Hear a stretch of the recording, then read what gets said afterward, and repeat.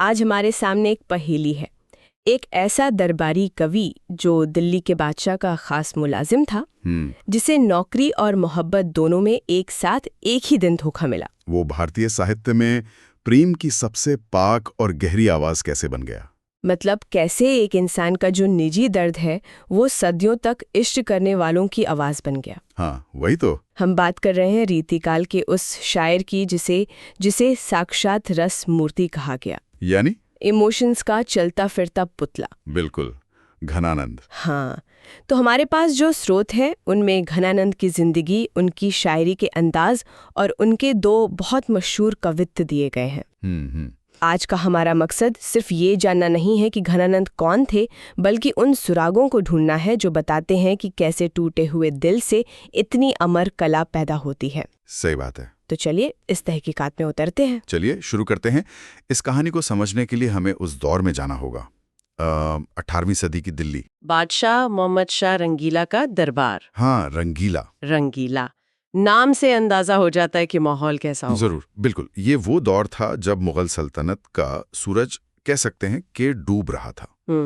और दरबार में सियासत से ज्यादा रंगरलियों, संगीत और कला पर जोर था। और घनानंद इसी दरबार में मीर मुंशी थे। एक बड़ा ओहदा, बहुत बड़ा ओहदा जी। वो सिर्फ एक ओहदेदार नहीं थे, बल्कि एक बेहतरीन कलाकार भी थे। लेकिन उनकी जिंदगी में तूफान तब आया जब उन्हें सुजान नाम की एक नर्तकी से इश्क हो गया। और इश्क भी ऐसा जो इबादत की हद तक था। हाँ, बिल्कुल। और यहीं से कहानी उलझती है।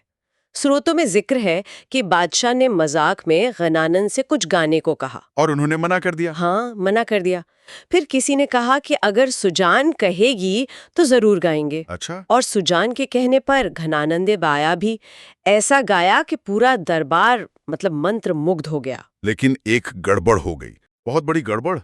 उन्होंने बादशाह की तरफ पीठ और सुजान की तरफ मुंह करके गाया। और ये बादशाह की सीधी सीधी तौहीन थी। जाहिर है, एक बादशाह जिसका लक़ब ही रंगीला हो, उसे ये कैसे बर्दाश्त होता। नतीजा ये हुआ कि घनानंद को दरबार से, शहर से निकाल दिया गया। ये एक बहुत बड़ा झटका था, लेकिन इससे भी बड़ा जख्म तो अभी बाकी था। हाँ, बिल्कुल। जब घनानंद ने दिल्ली छोड़ने से पहले सुजान से अपने साथ चलने को कहा तो सुजान ने साफ इनकार कर दिया। साफ इनकार कर दिया। अब जरा सोचिए उस इंसान पर क्या गुजरी होगी। एक ही पल में उसका ओहदा, उसका शहर और उसका इश्क सब कुछ छिन गया। ये तो दोहरा धोखा था। सल्तनत से देश निकाला और मोहब्बत से दिल निकाला। बिल्कुल। तो क्या ये एक तरह का पलायन था, या फिर अपने दर्द को एक ऊंचा मकसद देने की कोशिश थी?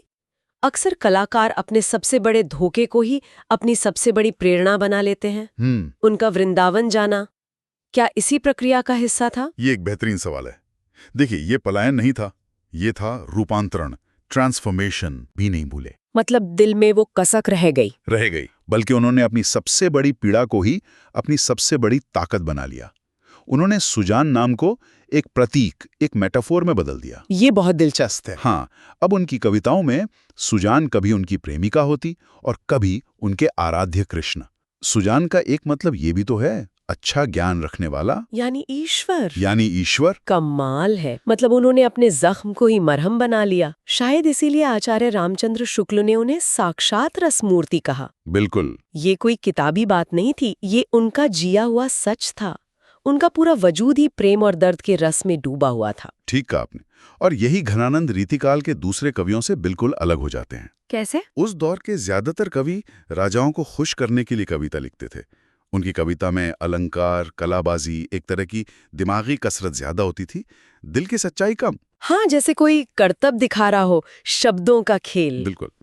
लेकिन घनानंद के लिए अलंकार भाव को और गहरा करने का एक औजार था, सजावट का सामान नहीं। उनकी कविता में लाक्षणिकता है, यानी वो इशारों में बात करते हैं। वक्रोक्ति है, यानी बात को घुमाकर कहते हैं। अच्छा, इसका कोई उदाहरण? जैसे सीधे ये कहने के बजाय कि तुमने मेरा दिल तोड़ दिया, वो शायद कुछ ऐसा कहेंगे जिससे महसूस हो कि तुम्हारे दिए जख्म अब मेरी पहचान बन गए हैं। इससे तो चोट और गहरी महसूस होते हैं। बिल्कुल, यही उनकी कला है। और उनकी भाषा, ब्रज भाषा, उसमें एक अजीब सी मिठास और दर्द का मेल है। क्या ये ब्रजभाषा की खूबी है या ये घनानंद का अपना कमाल था कि उन्होंने भाषा को इस तरह से ढाला? ये दोनों का मेल है। देखिए, ब्रजभाषा अपने आप में बहुत मीठी और कोमल भाषा है, कृष्ण भक्ति साहित्य की भाषा रही है। हाँ, वो तो है। लेकिन घनानंद ने इस भाषा को अपनी पीड़ा की आग में तपाकर एक नया रूप दिया। वो भाषा के सिर्फ विद्वान नहीं थे, वो एक नई काव्य भाषा के निर्माता थे। अच्छा। वो शब्दों के छिपे हुए अर्थों को, उनकी व्यंजना को बाहर लाने में माहिर थे। उनकी रचनाएं जैसे सुजान सागर या विरह लीला, इनके नाम ही बताते हैं कि उनकी दुनिया का केंद्र क्या था। सुजान सागर, हाँ। तो जैसे उनके प्रेम और विरह का एक महाकाव्य ही है। बिल्कुल, महाकाव्य शब्द यहाँ बहुत सही बैठता है, क्योंकि इसमें प्रेम के हर पड़ाव का जिक्र है, उम्मीद, इंतजार, शिकायत और आखिर में एक तरह का आध्यात्मिक समर्पण। जी। भाषा पर इस कमाल की पकड़ का सबसे अच्छा सबूत तो उनकी कविता में ही मिलता है। हमारे पास जो पहला कवित्व है, उसकी पहली ही पंक्ति में विरह का पूरा सार छिपा है। हाँ, पहला कवित्व देखते हैं। ये विरह की उस अवस्था का चित्रण है जहाँ प्रेमी को लगता है कि बस अब जान निकलने ही वाली है। पहली पंक्ति है, बहुत दिनान को अवधि आस पास परे, खरे अरबनी भरे हैं उठी जान को। अरबनी शब्द पर गौर कीजिए। अरबनी? हाँ, तो घबराहट, व्याकुलता। बिल्कुल। हाँ, तो कवि कह रहे हैं कि इंतजार की जो मियाद थी वो अब खत्म होने को है और मेरे प्राण अब घबराकर शरीर से निकल जाना चाहते हैं। और वो ये भी बताते हैं कि अब तक इन प्राणों को रोका कैसे हुआ था। अगली पंक्ति है, कहीं कहीं आवन छबीले मन भावन को, गही गही राखत ही दे दे सम्मान को। इसका क्या मतलब हुआ? यानी अपने ही प्राणों से मैं बार बार कहता रहा कि मेरा मन भावन, मेरा प्रिय आने वाला है। बस इसी झूठी उम्मीद का सम्मान देकर मैंने अपने प्राणों को पकड़ पकड़ के रोक रखा था। ये तो एक तरह का आत्मसंवाद है, अपने ही अंदर चल रही एक जंग। बिल्कुल। लेकिन अब ये झूठी उम्मीद भी दम तोड़ रही है। झूठी बतियानी की पतियानी ते उदास होए के, अब न घिरत घन आनंद निदान को। पतियानी यानी विश्वास। हाँ, वो कहते हैं कि इन झूठी बातों पर विश्वास करते करते अब दिल उदास हो गया है, अब और धीरज नहीं बनता। यहाँ वो अपना नाम घन आनंद भी इस्तेमाल करते हैं, जैसे कह रहे हो कि अब आनंद के बादल घिरते ही नहीं। बिल्कुल। और अब वो पंक्ति आती है जो इस पूरे कवित्व का दिल है, जो घनानंद के पूरे दर्शन को बयान करती है। अधर लगे हैं आनी कर के पयान प्राण, चाहत चलन ये संदेश उलय सुजान को। एक पल की खामोशी। अद्भुत। मतलब मेरे प्राण अब होठों पर आ गए हैं, शरीर छोड़कर जाने को तैयार हैं, लेकिन जाने से पहले वो सुजान के लिए एक पैगाम, एक संदेश लेके जाना चाहते हैं।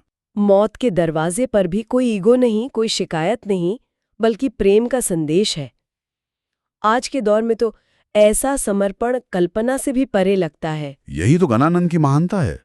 उनके प्रेम में स्वार्थ नहीं, समर्पण है। मृत्यु भी उनके प्रेम को मिटा नहीं सकती, बल्कि वो मृत्यु को भी अपना दूत बनाना चाहते हैं। ये प्रेम की उदात्तता, उसकी सब्लिमिटी का चरम है।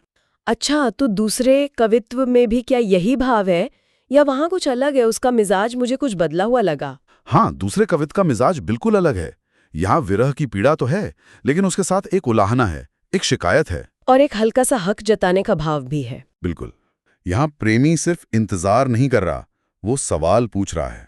पहले ही पंक्ति में ये साफ हो जाता है, आना कानी आरसी निहारिबो करोगे कौलों, कहाँ मो चकित दशा त्यों न दीठी डोले हैं। आरसी का मतलब है आईना। पुराने जमाने में स्त्रियां अंगूठे में एक छोटी आईने वाली अंगूठी पहनती थीं। अच्छा। तो कवि कह रहे हैं, कब तक आनाकानी करती रहोगी और उस आईने में सिर्फ खुद को निहारती रहोगी? मेरी इस हैरान परेशान हालत को देखकर तुम्हारी नजर जरा भी क्यों नहीं घूमती? इसमें तो एक बहुत गहरा मनोवैज्ञानिक कटाक्ष है ना? प्रेमी कह रहा है कि तुम अपनी खूबसूरती में इतनी मग्न हो कि तुम्हें मेरी तड़प दिखाई ही नहीं दे रही। ये नार्सिज्म पर एक बहुत सूक्ष्म टिप्पणी है। आगे तो वो एक तरह की चुनौती ही दे देते हैं, मौन हूं सौ देखे हों, कितने क पन पाले हों जू, कूक भरी मुक्ता बुलाए आप बोले हों। कूक भरी मुक्ता। हाँ, मुझे ये पंक्ति खास तौर पर बहुत पसंद है। कूक भरी मुक्ता यानी चीखों से भरी खामोशी। ये विरोधाभास, ये ऑक्सीमोरन उनकी कला का शिखर है।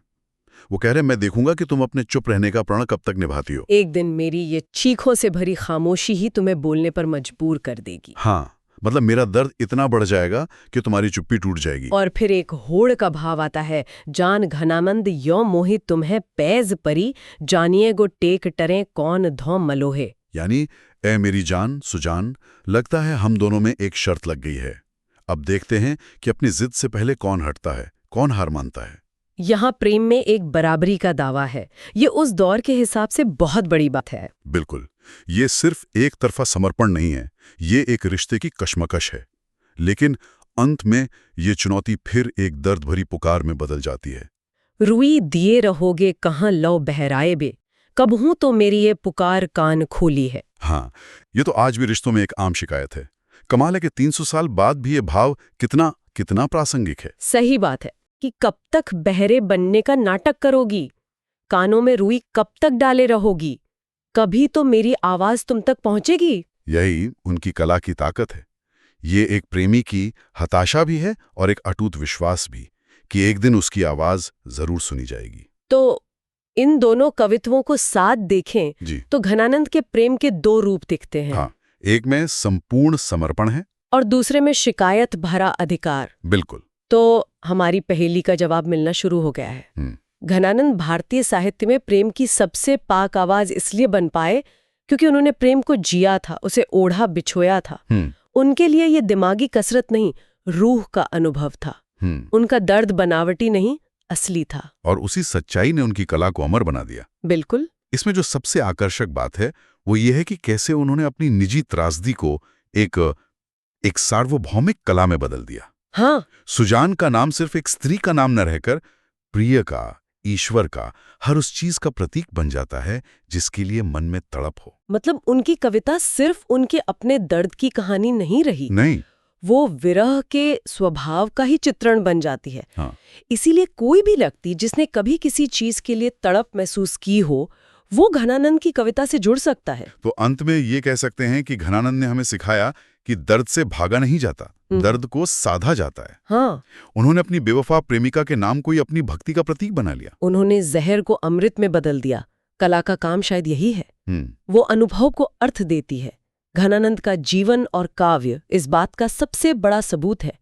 वो एक दूसरे में इस तरह गुंथे हुए हैं कि एक को दूसरे से अलग करके समझा ही नहीं जा सकता। ये हमें एक बहुत गहरे सवाल पर लाकर छोड़ता है। अगर घनानंद को सुजान का धोखा ना मिला होता तो क्या वो इतने बड़े कवि बन पाते? क्या महान कला के जन्म के लिए महान पीड़ा एक शर्त है, या फिर कलाकार की असली प्रतिभा इसी में है कि वो उस पीड़ा के भीतर ही अर्थ और सौंदर्य खोज लेता है, चाहे वो पीड़ा छोटी हो या बड़ी?